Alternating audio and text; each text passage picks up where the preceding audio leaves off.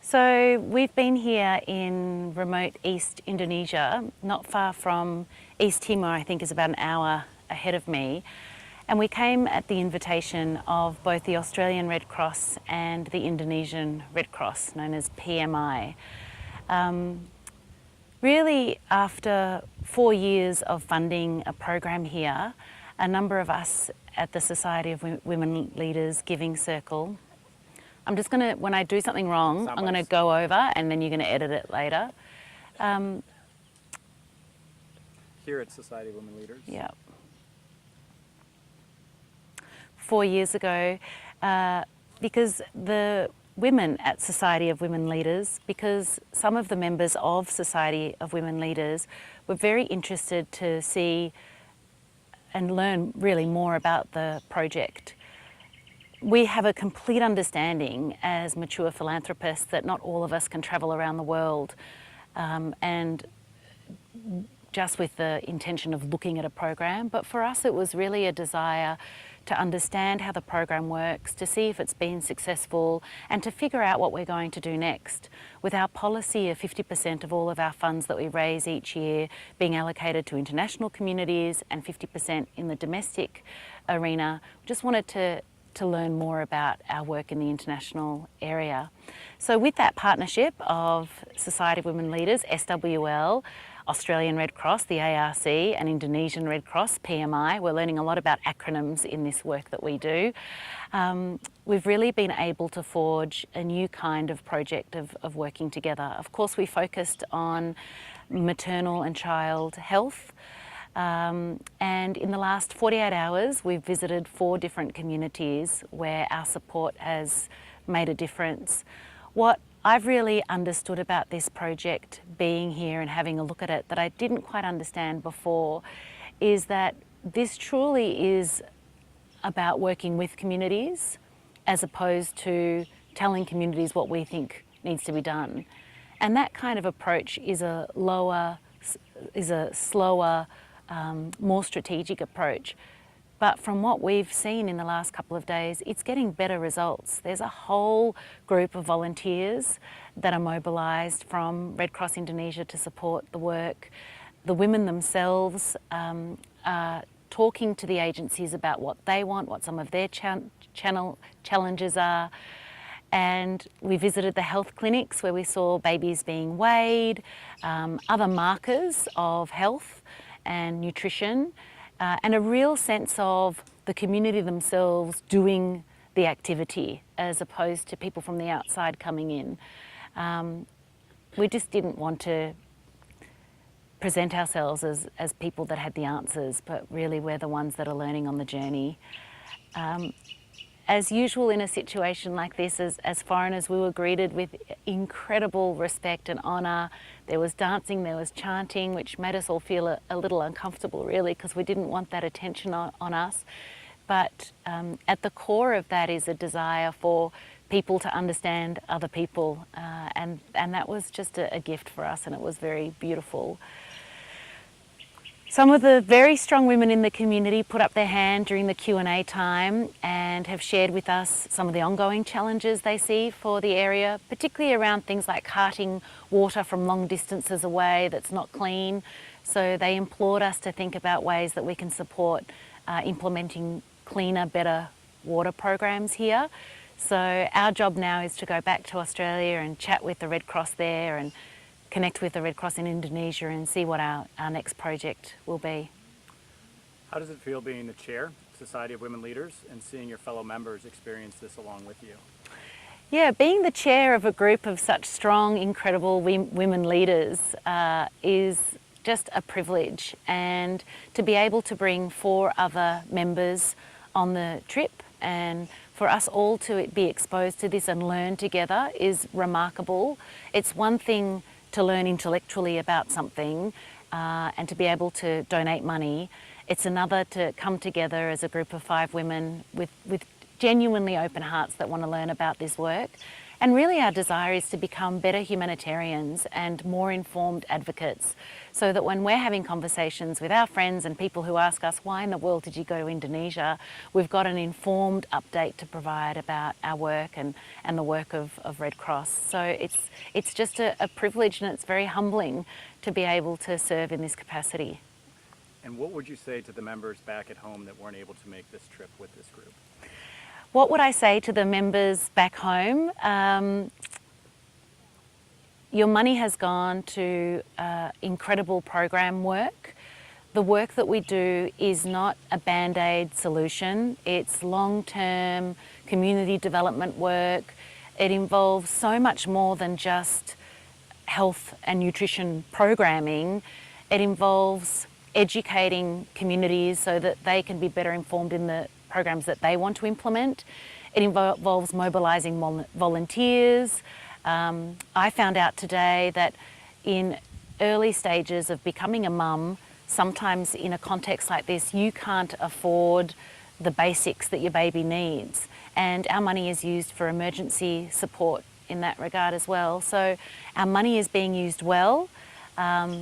These contexts are complex. Even we've been driving for what feels like weeks, and it's only been 2 days. The distances are very long, and so all of that requires long-term partnerships. And I think SWL can be that for communities like this. The other thing I would say to women back home is if you have that sense inside of you of wanting to explore more and learn more about the work that we do actually in the field, as the humanitarians call it, then the next time a trip like this comes up, don't be shy to throw your name in the ring and see if you can get selected, because it's really a life-changing opportunity. And it's that weird feeling of the communities thanking us for what we're giving to them, but really I feel like they're the ones that have given us so much. Brilliant. Thank you, Anita. Got enough? Is there any other Sorry? key message that you... Yep. So what would you say to the members that weren't able to take this trip with the current group? To the other members who weren't able to attend this particular international mission, I would say that we've seen with our own eyes what our support has done here, and we're well on the way to helping communities just empower themselves to have the kinds of conversations about what it is they want done in their community. We've just come from an area just down the road in Bellevue here where herbs and vegetation is being used, oils are being extracted from that. They were proudly showing us that these medicines are as good as some others that they have, and they want to take that idea. Some are talking about needing business opportunities to take those products and turn them into some kind of an income stream. And really what that says to me is that our seed funding has dealt with an initial issue, some child health issues, nutrition, but now these women are wanting to do more with that and leverage that to become more sustainable in their own communities. And what more could you want as a philanthropist, as a donor? Really, what more could you want than that? The other thing I would say to the other members is sometimes we feel like, what have I got to offer? And who am I to go on a trip like this? I'm not an aid worker, I'm not a professional humanitarian. But if you ever get the chance, just go, because one of the incredible benefits of being with the world's largest humanitarian agency is the relationships that Australian Red Cross has with what's called the other national societies. And in this case with the Indonesian Red Cross, all of the doors were open to us to be able to see a real side of Indonesian communities that you otherwise would never have an opportunity to do. And people are people everywhere. That's the other thing I would say, is that the humanity, the desire to connect, they're as curious about us as we are about them. So if you ever get a chance, go on a trip if you can. Red Cross stewards that process incredibly well, sensitively, professionally, and in a way that gives back. One more. A woman asked a question today, and you responded that, you know, it's good to have strong women asking strong questions, and that's what makes a difference. Can you just give a quick brief on that? What a great Q&A session we had today when the kind of formal parts of the meeting were over. We offered the community an opportunity. They were all gathered round. We offered them an opportunity to ask any questions they wanted. And a very courageous woman, Juliana, put her hand up and she came and addressed the group. And she was talking about additional issues that they have, and the problems haven't all been solved, and they'd like some help, particularly with some of the disaster management side. And she was bold and she was brave, and I just thought, you know, when women in community, irrespective of where you come from, raise their voice and have the courage to say something that they need for their families, things get done. So now those of us who have listened to her, we said, well, your problem's not just your problem anymore, it's now our problem. We're going to go talk to Red Cross in Australia, we'll continue the dialogue with Red Cross Indonesia, and we'll see what more we can do. And strong women is where it's at, I think, when it comes to community development and philanthropy. So Caroline, where are we at today? Well, we're at the end of about 72 hours. So Caroline, where are we at today? Well, we're actually on top of a beautiful mountain in Belu in Timor, very close to Timor-Leste, the border. But we're at the end of 72 hours, I should say, travelling around remote communities that the Society of Women Leaders have worked to, you know, partly fund health projects in their areas, and it's been, for me, amazing.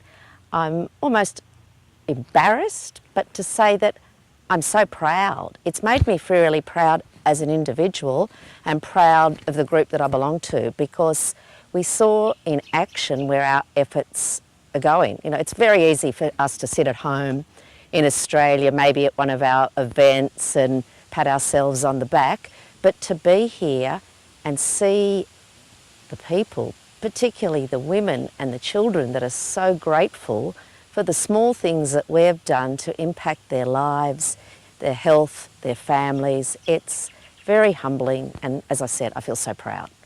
If you could use one word to sum up what today is. So if you could say one word to sum up. It's made me feel really enthusiastic again about the Society of Women Leaders. You know, your enthusiasm can wane sometimes, but to be here, to see what we're actually doing, has made me really excited for the future of our group, which I know is just going to be fantastic. And it's just excited to be able to help people like this. And how is it to see so many organizations and moving parts come together for such long-term outcomes? Well, that's what made it really sort of the serious component of today, to have the military there, to have the government, to have the church there, and the community, and the health workers, and the Red Cross, and SWL all together. It made me realise that we're part of something pretty serious. We're legitimate. It's not just a group of women in Australia raising a bit of money. We're involved with the people that can make the difference, and we are making the difference, which, you know, is fantastic. So if you could describe in just a few words of how you're feeling today. Well, I think how I'm feeling right now is really enthusiastic.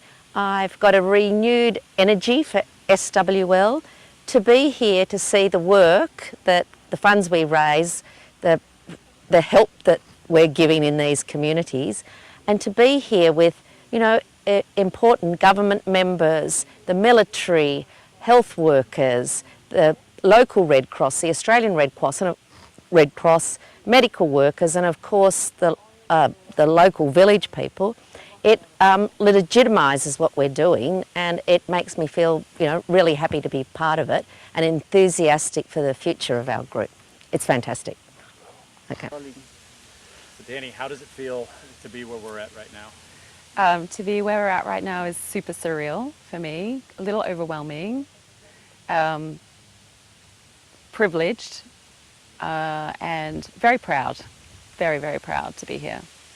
I know it can be tough at times with lack of sleep and lack of food, but tell me some of those highs and lows, and just when you come into a village and you can experience that emotion and that the helpability of the energy.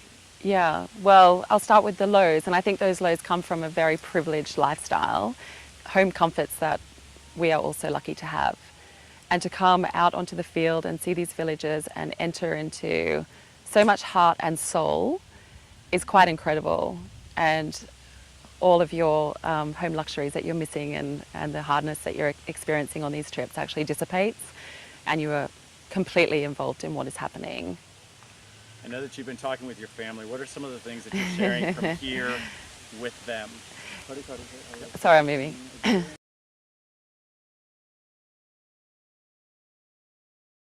Some of the things that you're sharing with your family back home during this time? I think it's really hard to share what is actually happening on the ground with anybody. I am trying to share it with my family and my boys and share the experience and the environment that I'm in and the work that we're doing. But it's a really difficult thing to explain and to share without having complete first-hand experience of. And to the members that are back in Australia, if you can tell them in just a few words what this means and how this has made you feel. This has meant a great deal to me personally to do this trip. This is something I would never have done without the support of the Red Cross. I feel very safe to be in this environment because of that. Sorry, what's the question? What's the question? To tell the members back home. Oh yeah, okay. About the experience. Yeah, the experience is pretty raw, but it's also enlightening, and huge personal growth has come out of this for me as a person, and it's made me appreciate what SWL actually stands for. And I've always had a big heart for SWL, but this has definitely increased my understanding of the work that we do for the world. So we're going to switch angles real, and Okay. I'm going to ask one more question, so you stay there. All right. This is amazing. Yeah, I'm trying to get your SWL in there. And I'm really nervous, which is You're really killing weird. I'm shaking. It's really killing it. stupid. I usually love this stuff. We're going to look over this one on this Okay. side. So I'm going to ask one more. Let me know when it's all good. You know, the future of SWL is, Okay. because I'm not going to be on the sound, Oh. obviously. Okay, yeah, of course. Yeah. You good to go? Rolling. So how do you see the future of SWL, as well as the future of SWL in the Gold Coast specifically, Oh, and Brisbane? Queensland. I see the future of SWL as being of enormous growth. And with that enormous growth is going to be enormous difference. And really, sorry. It's perfect. Enormous difference What and enormous growth is great, and it's almost the conversation that we had when we first Yeah. came out here. I'm It's trying to the be right really kind of genuine growth, and not trying to think about it too much. but the right kind of growth. Yeah. Okay. So how do you feel about the future of SWL? What I've seen here on this field trip is how united women are. And I've always known that, but I've never felt that. And this has been the first time that I've experienced a worldly connection with women all over the world, from all different demographics, obviously. And I see the growth of SWL being something that is going to be absolutely wonderful in bringing the world closer together.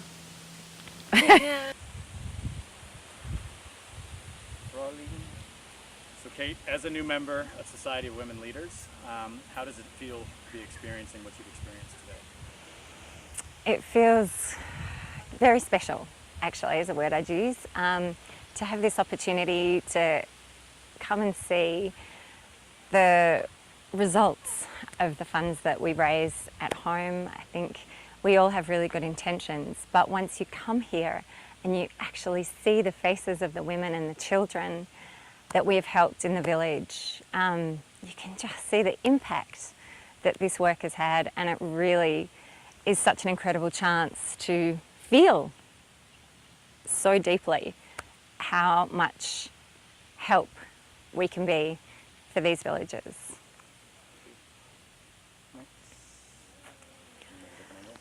I'm going to cry. You're good. This is good. So to the members back home, you know, what would you explain to them about this trip? I would say that it's just so real. The work that we do, the funds that we give, the events we go to, you know, we enjoy it, we know we're doing a good job, but when you come here and have the entire village turn out in gratitude for the difference that our money effectively and our support can make to these communities, it is just so touching, and it really brings home. Sorry, I'm going to cry.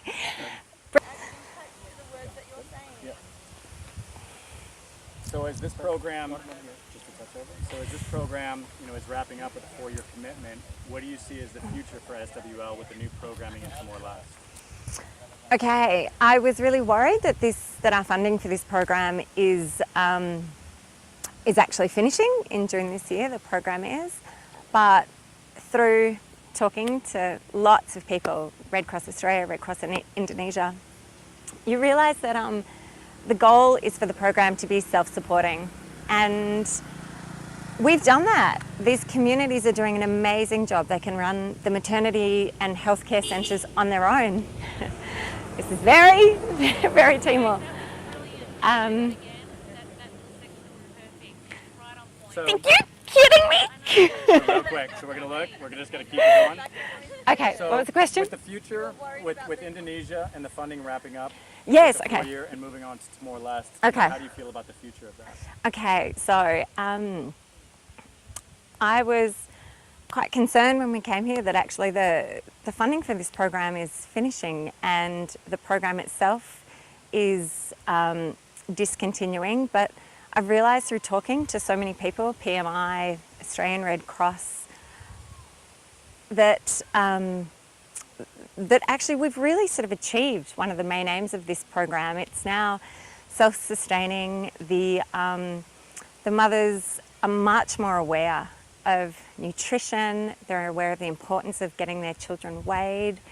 There's charts that they fill in to make sure that their children are in line with the World Health Organization, and they can then take that back to their villages. They can continue it without our help now. And so we've done a really good job, and so now we can move on. And the next program that I think our money's going towards, or is going towards, is in Timor-Leste, where I believe that the need is, yeah, just over there, you know, is enormous. So I feel that I want to go home and I want to raise more money and encourage more women to join so that they can have this incredible experience too. Fantastic. That's it.